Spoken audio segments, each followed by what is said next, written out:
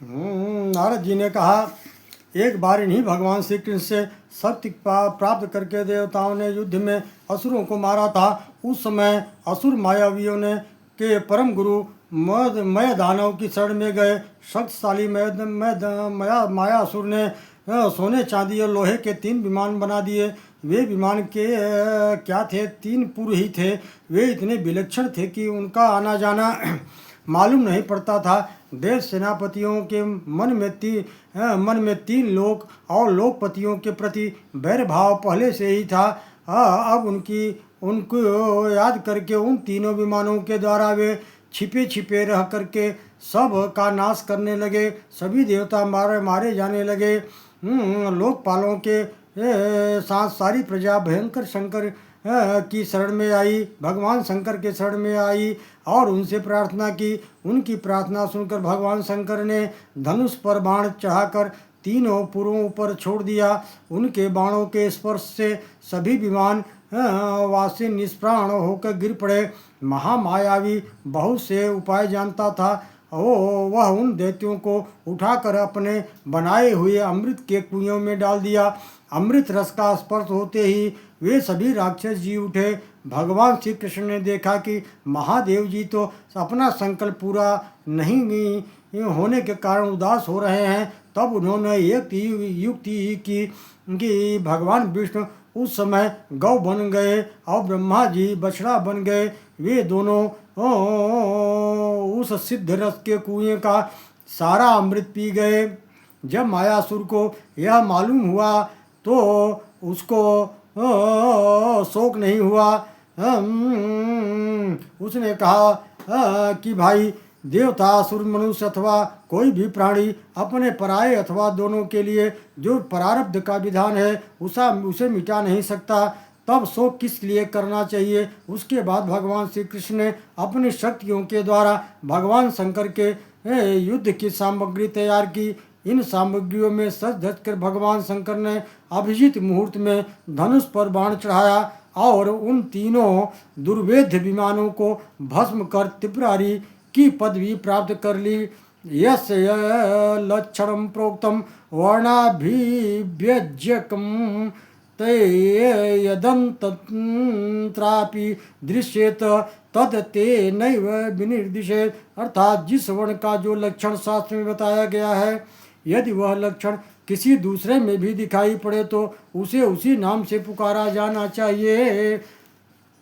सुखदेव जी कहते हैं, परीक्षित, प्रहलाद जी का चरित्र पवित्र सुनकर संत शिरोमणि युधिष्ठिर को बड़ा आनंद हुआ। उन्होंने नारद जी से और भी पूछा। युधिष्ठिर जी ने कहा, भगवान, अब मैं वर्ण और आश्रमों सदाचार के साथ मनुष्यों के सनातन धर्म का श्रवण करना चाहता हूँ। नारद ने कहा, युधिष्ठिर, अजन्मा भगवान ही समस्त धर्मों के मूल कारण है। उस नारायण भगवान को नमस्कार करके उन्हीं के मुख से सुने हुए सनातन धर्म का मैं वर्णन करता हूँ। युधिष्ठिर, धर्म के 30 लक्षण शास्त्रों में कहे गए हैं, जिनके वंश में अखंड रूप से सत्कार होते आए हैं और जिन्हें ब्रह्मा जी ने संस्कार के योग्य स्वीकार किया है, उन्हें द्विज कहते हैं, ब्राह्मण कहते हैं। विप्रस्याध्य नादा नादिनी खडन्यस्या पतिग्रह रज्ञो वृत्ति प्रजागोप्तुर्विप्राद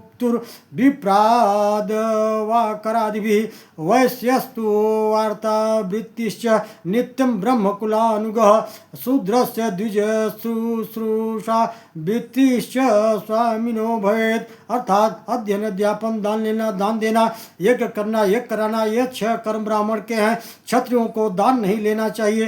प्रजा की रक्षा करने के लिए क्षत्रियों का जीवन निर्वाह ब्राह्मण के सिवा सबसे यथा योग्य कर तथा दंड जुर्माना आदि के द्वारा होता है। वैश्य के को सदा ब्राह्मण वंश का अनुयायी रहकर गोरक्षा, कृषि एवं व्यापार के द्वारा उसकी जीविका का निर्भर निर्वाह उसकी स्वामी उसका स्वामी करता है। उच्च वर्गों के सामने विनम्र रहना, पवित्रता, स्वामी की निष्कपट सेवा, वैदिक मंत्रों से रहित यज्ञ, चोरी न करना, सत्य तथा गौ और ब्राह्मणों की रक्षा करना शूद्र के लक्षण बतलाए गए हैं। शौचम, संतोष, शांतिरार्जनम व ज्ञानम, यदाच्युतात्मत्वम, सत्यम च ब्रह्म लक्षणम, वीर्यम शौर्यम, वीर्यम घृतिम तेज, त्याग आत्मज, क्षमा ब्रह्मण्या प्रसादस्य, रक्षाम च क्षत्र लक्षणम। अर्थात सम, दम, तप, शौच, संतोष, क्षमा, सरलता, ज्ञान, दया, भगवत परायणता और सत्य ब्राह्मण के लक्षण हैं। युद्ध में उत्साह, वीरता, धीरता, तेजस्वता, त्याग, मनोज, क्षमा, ब्राह्मणों के प्रति भक्ति, अनुग्रह, प्रजा की रक्षा करना ये क्षत्रियों के धर्म के लक्षण बताए गए हैं। स्त्रीराम च पति देवानां तच्चु सुषानुकूलता, तद्वधु स्वनुवृत्तिश्च नित्यं तद्व्रत धारणम, समाज नोपलेपाभ्याम गृहमंडल वर्तन, स्वयं च मंडिता नित्यम परिपृष्ट परिच्छदा, युधिष्ठिर पति की सेवा करना, उसके अनुकूल रहना, पति के संबंधियों को प्रसन्न रखना, सर्वदा पति के नियमों की रक्षा करना, ये पति को ही ईश्वर मानने वाली पवित्रता स्त्रियों का धर्म है। विनय, इंद्रिय संयम, सत्य एवं प्रेम वचनों उसे प्रेम पूर्वक पति देव की सेवा करे और जो कुछ भी मिल जाए उसी में संतुष्ट रहकर अपने कर्तव्य में सावधान रहे।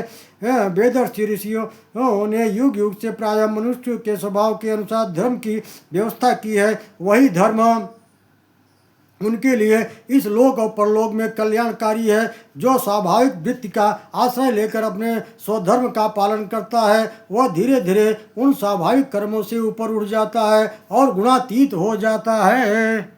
नारद जी कहते हैं, धर्मराज, गुरुकुल में निवास करने वाला ब्रह्मचारी अपने इंद्रियों को बस में रखकर दास के समान अपने को छोटा माने, गुरुदेव के चरणों को सुदृढ़ अनुराग रखे और हित के कार्य करता रहे। जो ब्रह्मचर्य का व्रत धारण करे उन्हें चाहिए कि वे सुरमा, सुगंधित इत्र, तेल आदि न लगावें, उपटप आदि न करें, स्त्रियों के चित्र न बनावे, मांस मदिरा से दूर रहें, फूल के हार आदि का प्रयोग न करें।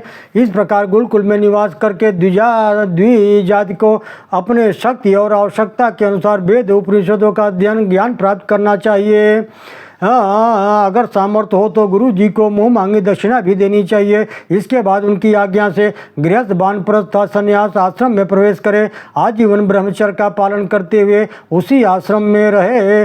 वानप्रस्थ आश्रम को ज्योति हुई भूमि से उत्पन्न होने वाले अन्न नहीं खाना चाहिए।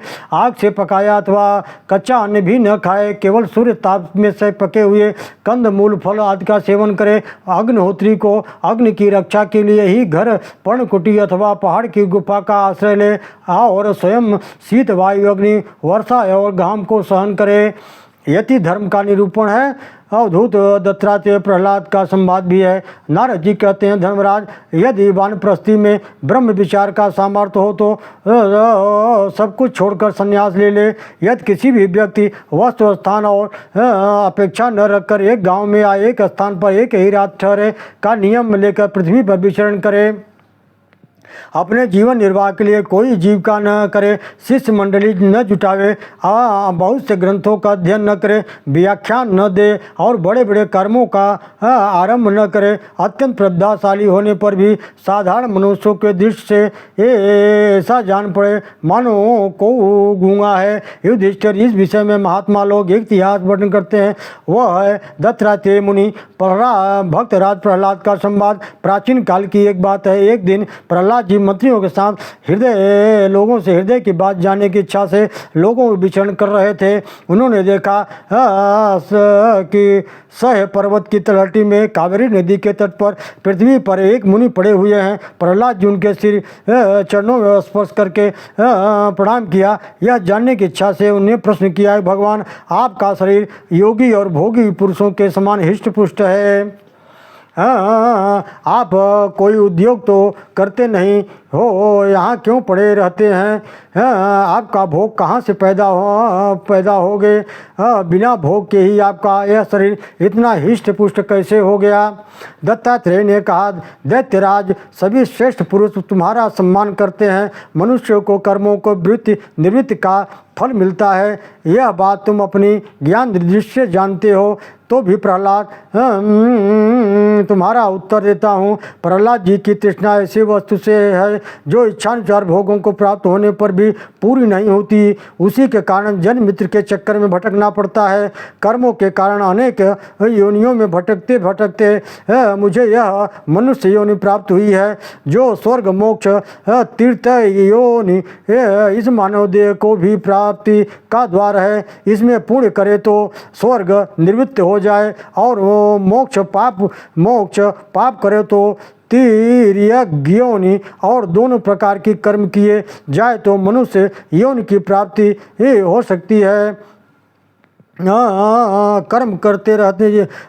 संसार के स्त्री पुरुष कर्म तो करते रहते हैं सुख की प्राप्ति दुख की निवृत्ति के लिए, परंतु उसका फल उल्टा होता है, वे और दुख में पड़ जाते हैं। इसलिए मैं कर्मों से ऊपर रत हो गया हूँ। इसलिए बुद्धिमान पुरुष को चाहिए कि वह उस धन और जीवन को स्पृहा त्याग करे दे। इस लोक में मेरे सबसे बड़े गुरु हैं अजगर, मधुमक्खी, जिनकी भिक्षा से मुझे संतोष और वैराग्य की प्राप्ति होती है। मधुमक्खी जैसे मधु इकट्ठा करती है, वैसे ही लोग बड़े कष्ट से धन संचय करते हैं, परंतु दूसरा ही कोई उस धनराज के स्वामी को मारकर से छीन लेता है। उससे मैंने यह शिक्षा ग्रहण की कि विषय भोगों से विरक्त ही रहना चाहिए। मैं अजगर के सामने निश्चय पड़ा रहता हूँ और दैववश जो कुछ मिल जाता है उसी से संतुष्ट रहता हूँ। मनुष्य के स्वभाव भिन्न भिन्न होते हैं, अतः न तो मैं किसी की निंदा करता हूँ और न स्तुति ही, मैं केवल इनका परम कल्याण परमात्मा से एकता चाहता हूँ। प्रहलाद जी, मेरी यह आत्मकथा अत्यंत गुप्त एवं लोक और शास्त्र से परे है की वस्तु है। तुम भगवान के अत्यंत प्रेमी हो, इसलिए मैंने तुम्हारे प्रति यह वर्णन कर दिया। नारद जी कहते हैं, महाराज, प्रहलाद जी ने दत्तात्रेय जी से परमहंसों के इस धर्म का श्रवण करके उनकी पूजा की तथा फिर अपने राजधानी के चले गए। ओम नमो भगवते वासुदेवाय। सज्जनों, यह सप्तम 7वें स्कंद की कथा यहीं पे मैं विराम देता हूँ। कल से फिर पुनः 8वें अध्याय की स्कंद की कथा का लेकर आपके सामने प्रस्तुत रहूँगा। ओम नमो भगवते वासुदेवाय।